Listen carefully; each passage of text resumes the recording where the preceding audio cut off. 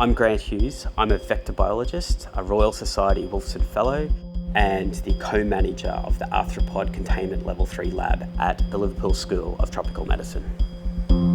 In the UK, there's 4 containment levels ranging from 1 to 4. 1, there's no risk of infection, whereas 4, that you're working with very dangerous pathogens like Ebola or Marburg viruses.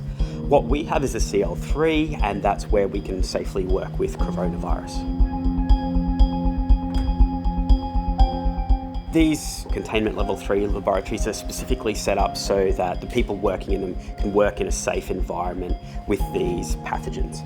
There'll be negative pressure, so all the air would go into the lab and so no air could escape. The air is being recycled very frequently. All the work's being done in biosafety hoods, and so that's protecting the person that's doing the work from any potential aerosols. And then one further step that we take is that anyone working in those rooms has a respirator, and so that they can't breathe in aerosols.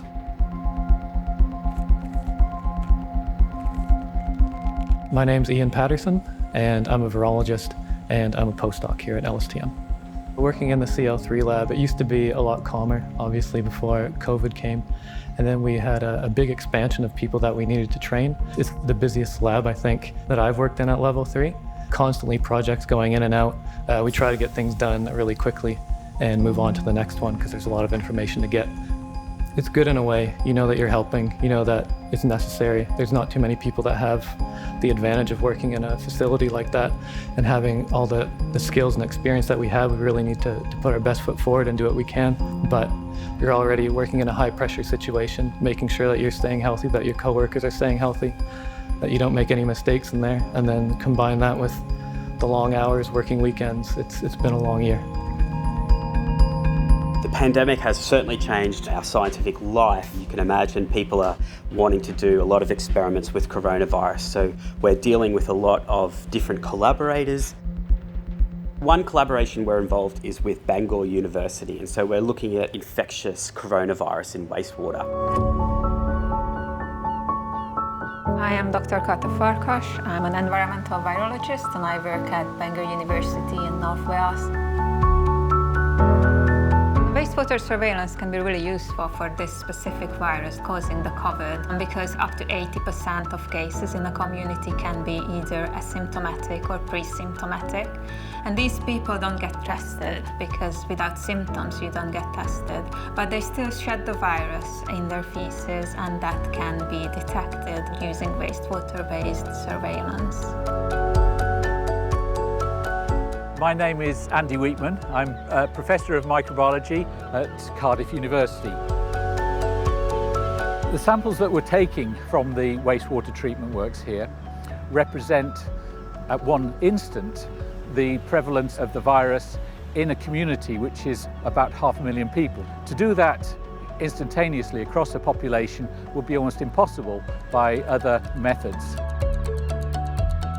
Wastewater monitoring of viruses is potentially going to be extremely important as we face future epidemics and pandemics. The wastewater testing provides us with an early warning system and a relatively sensitive way of detecting the virus in a whole community. We started this research in March, and that was actually when the UK-wide lockdown started. So after a few months, we could actually see the effect of the lockdown, which was great. But we're also interested in whether the virus is able to survive in the environment, and if so, how long, and if there's any chance that the environment could be contaminated with infectious viruses. And this is what Liverpool is working on. What we want to do is look to see if we can determine how long the virus is infectious for in the wastewater. And so how we're doing that is basically fishing the coronavirus out of this milieu of viruses, using the receptor that the virus binds to in human cells and using that as bait to pull out coronavirus. Another collaboration we have is with colleagues at the University of Liverpool in their engineering department. Now, they've developed ways to coat surfaces with antiviral material.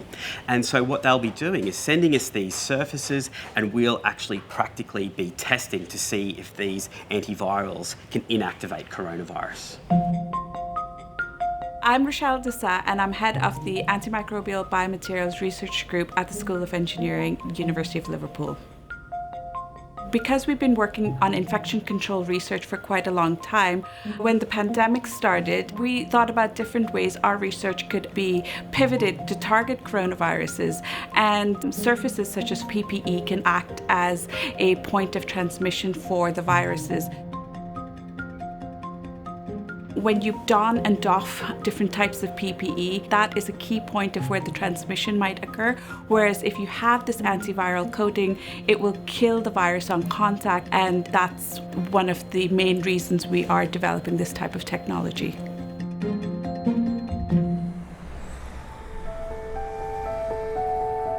So last year we were establishing the CL3 lab to work on dengue virus and chikungunya. We had no idea that we were going to be working on a respiratory virus, and not only that, but working in all these different areas. So as you can imagine, having the capacity to work with infectious virus is very desirable for a lot of different groups, and so we've had a lot of requests for different collaborations.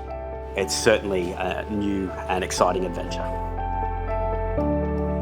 I think the lessons that I've learned from working with coronavirus is that we're evaluating different antivirals. So we're wondering, well, if they are effective against coronavirus, perhaps they'd be effective against other viruses like the viruses mosquitoes transmit, like dengue virus and chikungunya. And could we develop new antiviral approaches that we could give to mosquitoes? And so that's something that we'd like to investigate further.